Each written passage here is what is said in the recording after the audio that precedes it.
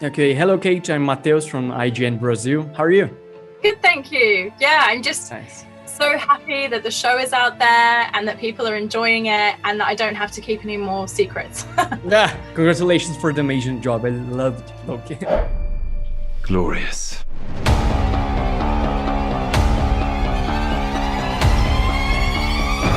Marvel has always been correctly charged to have more representation. Could you talk a little bit about Loki's choice to be gender fluid and the importance of that? Sure. So, it's in the Norse mythology, it's in the comics, and it was very important to me and the whole team to acknowledge it and make it canon. And yeah, I'm aware it's a very small step we've taken, but I hope it, opens the door for a lot more stories. So I'm very happy that it's now canon in the MCU. A super interesting thing for me is the fact that Lokis are many years old, but still fall in love like teenagers, What was it like to portray these in their lives? I think it was really interesting because that feels to me so human, right? Is that no matter how old you are, that doesn't go away.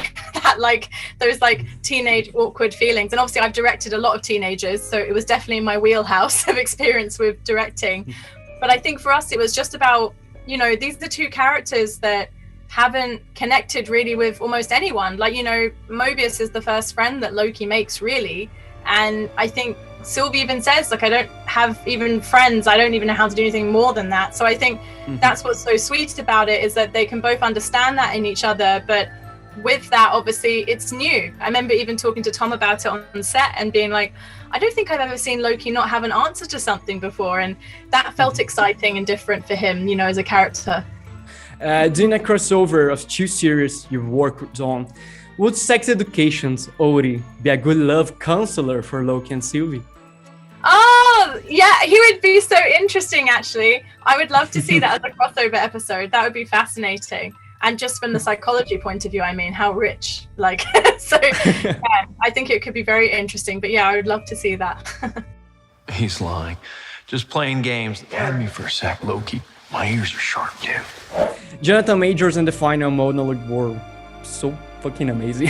What was it like to work with the actor in The Secret of He Who Remains?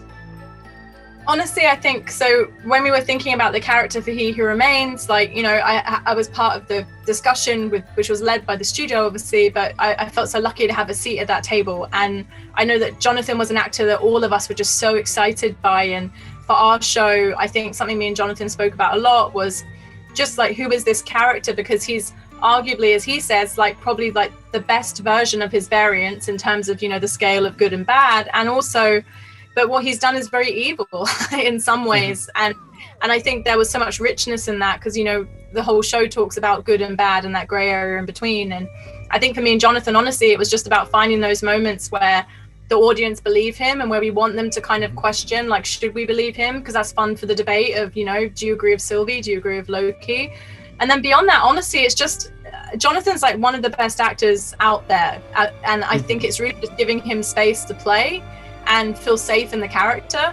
And then, and just kind of with him, really, it was about picking those moments where, we could go big here or we could go smaller. But, he's an amazing actor. He'd surprise me all the time. Sometimes we talk about a moment and be like, maybe it could be small. But then when he was acting it, he'd be like, oh, actually, I'm going to do this. And then I'd be like, oh, that's so good. So, I think, honestly, it was just about creating a nice bubble for him to, do his amazing work. Nice. Thank you so much. Congratulations for the job. Thank you very much. Thank you.